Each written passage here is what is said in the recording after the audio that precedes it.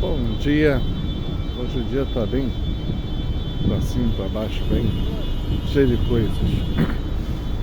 Mas eu ia fazer esse vídeo ontem, mas eu não consegui por total incapacidade física, né? Mas eu tô fazendo ele hoje. Deus me lembrou agora que eu vi na rua. Lá vamos nós, né? Então, literalmente a pedra que fala no meio da rua. Mas vamos embora, né? Tem muitas vezes que a gente passa situações que são complicadas. Às vezes são situações da vida. Não vou entrar no mérito, porque cada um de nós passa por uma situação às vezes diferente, mas ela é semelhante no tipo de complexidade que dá na gente, né? Então é bom que a gente entenda essas coisas, né? Então a gente passa essas dificuldades e Deus vai ajudar a gente a se manter de pé. São momentos complicados, né? É uma opressão violenta que vem, você nem sabe saber de onde vem, como é que vem. Às vezes você acha, eu devo estar meio gripado, eu devo estar meio problemático, minha cabeça não está boa, porque não falta, o que não faltam são ais, né? E a gente, humanamente, tem essas explicações que a gente vai tentando perceber ou explicar ou se autoconvencer de alguma coisa, né? Mas no fundo, tem muitas vezes que era o que eu vinha falar ontem, na verdade é uma batalha espiritual. E essas batalhas espirituais, a gente sente elas fisicamente também. É só no mundo espiritual. Esquece, quem fala isso não tem a menor ideia do que está falando, ou vive, ou tem uma vivência real disso, né? É uma pena que muitas vezes nós, católicos, cristãos, não temos ensinamento sobre esse tipo de assunto, né? Você vai ter algum ensinamento se pegar, como é que é o nome disso?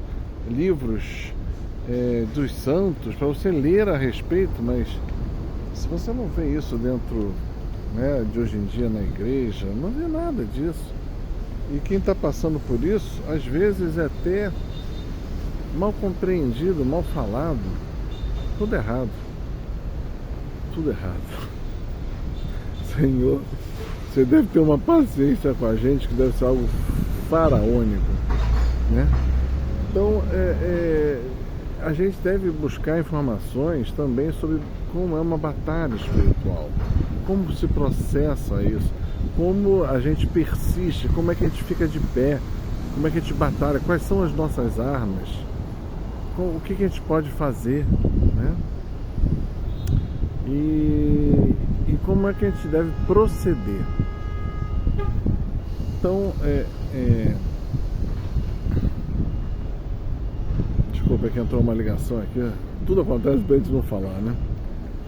E ontem esses dias, tenho vivido experiências nesse sentido muito fortes. Então, quando vem essas experiências, naturalmente eu fico mais quieto, mais calado e foco mais na resistência, né?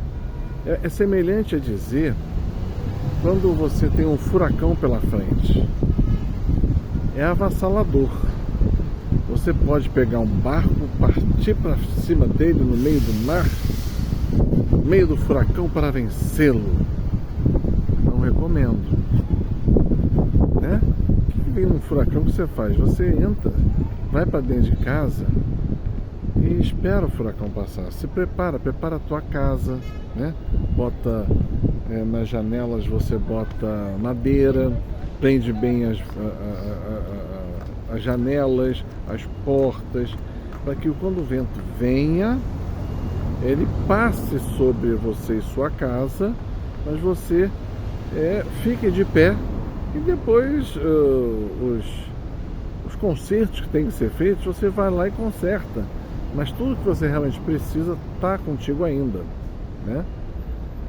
Então a gente tem que aprender a passar pelos furacões, a gente tem que aprender a passar pelas dificuldades, as batalhas espirituais, né? Como meu pai falava bem, né? Parece que o diabo vem para te atordoar com notícias, informações, muitas coisas, é um serelepe de informações, só coisa ruim, e quando você vai ver, você só tem que suportar um pouquinho, porque daqui a pouco tudo aquilo some, né? Mas você tem que aprender a suportar. Armas espirituais como o texto necessárias são suficientes? Ainda não. Sal, bento na casa onde você está, bom. Água benta ajuda a aliviar, mas tem que ir muito mais profundo do que isso. Tem que vir na palavra, né? Como assim na palavra? Tem que pegar alguns textos bíblicos quando você está assim. Aí eu vejo algumas pessoas falar, aí pega aquele texto, Senhor meu pastor e nada me faltará. Isso aí é quando você está com alguma inquietação, é um texto para isso, não é um texto de uma batalha espiritual. Eu, se fosse recomendar, eu pegaria aquela de Efésios, armadura do cristão, leia. Aí você junta isso, porque a armadura do cristão vai te dar a noção da batalha, que é a palavra, o escudo da fé e outras coisas mais, né? Para você lembrar, Deus quer te usar. A palavra, ela vem como fonte de libertação, de esperança. Aí você pega também o Salmo 90, caiam 1000 homens à minha direita, 10.000 à minha esquerda, não serei abalado, não serei tocado, nem encostado por nada, porque o Senhor me protege. Aí você faz uma oração de súplica. Aí você pega uma outra palavra lá, aquela oração de Nossa Senhora Magnífica. Né? Se você isso já ajuda bastante. Também é uma pena que nós, católicos cristãos, não temos curso de oração de libertação dentro da igreja, né? Você vê muitas vezes o padre falando que nem existe demônio. Quanto mais fazer oração desse tipo, né? Então vamos você fazer oração de libertação por outras pessoas, não por você mesmo, para que aquilo que te oprime você tem que mandar embora. As pessoas não sabem mandar embora, não sabem como é que é uma frase, não sabem, né? Aí eu até recomendo, para quem não sabe nada disso, tem um livrinho antigo, que tinha, agora não vou lembrar o nome dele, mas se você jogar aí, talvez você procurando, você descubra, que é o Exorcismo de Pio XII. Que você fala, lá tem até escrito, não é para fazer sobre outras pessoas, é sobre você mesmo. E aí você faz, né? Então é uma outra palavra forte. Louvor direto, glorificação de Deus direto, que isso irrita o diabo. E dá força aos anjos que te guardam, né? Então é uma coisa muito que a gente tem que aprender a fazer esse tipo de coisa, porque senão seremos combatentes sem armas. Combatente sem arma vai pro campo de batalha para não ficar vivo, né? Ou para apanhar, né? Então a gente tem que aprender essas coisas, né? Procure saber mais, procure conhecer mais. Tem muita gente que está sofrendo. Eu até tenho vídeo meu que eu falo um pouco de oração de libertação, e falo dos 5 tipos que tem, né? Tentação, opressão, vexação, tem mais, tô pulando e depois vem o caso que é mais de coisas de libertação, exorcismo mesmo, que é de posses da área do corpo, da mente das pessoas sobre o demônio. Mas isso tudo existe, não é brincadeira de criança não. Outro dia eu saí daqui do trabalho e eu fui para casa, aí comecei a rezar no ônibus. Sentou uma pessoa do meu lado, bonita, bem vestida, tal. Quando eu começo a rezar e conversando com Deus, a pessoa do meu lado começa a ter uma série de tiques nervosos involuntários, ou seja, a pessoa estava com probleminha. E eu falei, engraçado, esquisito. Aí eu parava de rezar, parava o negócio. Começava a rezar de novo, pronto, ela começava com os tiques. E era esquisitíssimo, né? Porque pegava o ombro, o braço, a pessoa era involuntário. A pessoa via que ela às vezes notava, mas não notava que ela estava fazendo aquilo. Uma coisa interessantíssima. Ou ela começa a fazer umas dancinhas esquisitas, ou falar umas coisas esquisitas, né? Para quem vive nesse mundo espiritual e trabalha com oração de libertação, já viu isso tudo que eu estou falando. Mas para quem não viu, não sabe exatamente do que eu estou falando. Mas isso existe, né? Eu participei do Ministério de Libertação há muitos anos. Graças a Deus, Deus me botou para outro caminho agora. Mas foi, então eu dei até cursos, né, sobre isso, formei um montão de gente aí. Espero que tenha todo mundo praticando ainda, né? Mas são muitos casos, né? E eu acho engraçado que muitas vezes você vê assim, até padres e bispos falando, não existe nada disso, tal. Se são casos é um ou outro. Cara, ou eu sou uma pessoa agraciada para arranjar casos esquisitos, ou tem algo errado, né, nessa frase. Ou eles não estão querendo que o povo se assuste. Mas não saber do problema não resolve o problema. O problema é muito forte, existe, e é muita gente que tem problema, ainda mais nos dias de hoje. E que até você não pode nem falar sobre isso muitas vezes. E eu vejo até, eu acabei de ler uns 15 dias atrás, que um forte pregador e exorcista, Padre Forteia, né?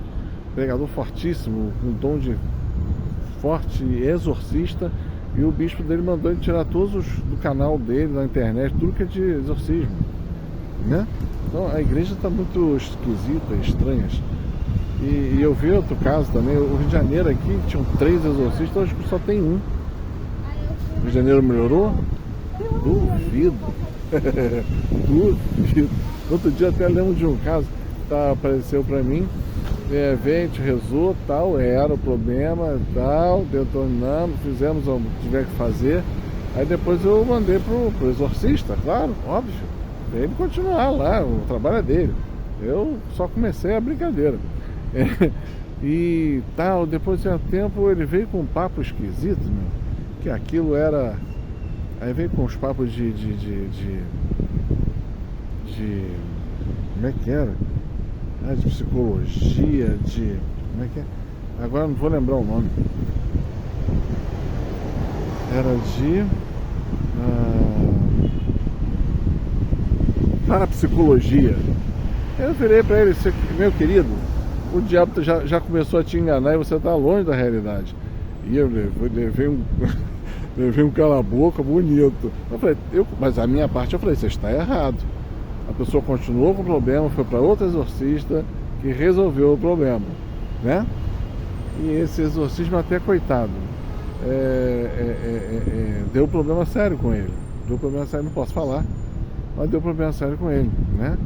Na hora que ele se desencaminha um pouco de Deus, lidando com essas realidades, a coisa é feia. Por isso que eu falo, oração de libertação é para pessoas ministeriadas, chamadas por Deus e provadas para isso. E tem que se acompanhar, tem uma série de coisas, né? Não é exorcismo. Exorcismo é lá o padre ministeriado, que o bispo manda, essa coisa toda.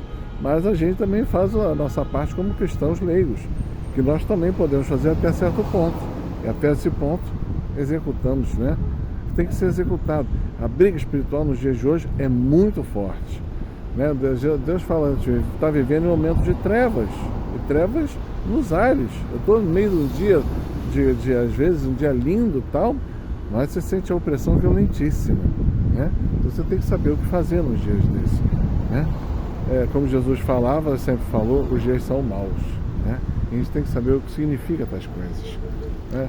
Desculpa o desabafo, era para ter feito isso ontem, mas ontem eu não estava em condições, porque a briga estava feia, e quando a gente está na briga, a gente tem que suportar. E até ontem Deus mandou trabalhar de noite, eu fui, né? Mas em condições lastimáveis, mas o que vale é a obediência. Eu peço até perdão a Deus por não estar em condições, mas Deus sabe que eu estava dando 120% mesmo sem condição, mas o Senhor pediu para mim ir, eu vou. Depois, o que o Senhor quis fazer com aquilo não é problema meu, é problema dele, né? Ele precisava Nem que fosse um poste ficar ali, era o poste que ele precisava para ficar ali. O que foi que Deus fez? Não sei, mas que Ele sempre faz, isso eu tenho certeza. Então, esse é um desabafo sobre guerra espiritual, batalha espiritual, e que nós cristãos temos que aprender a fazer. Paz e bem.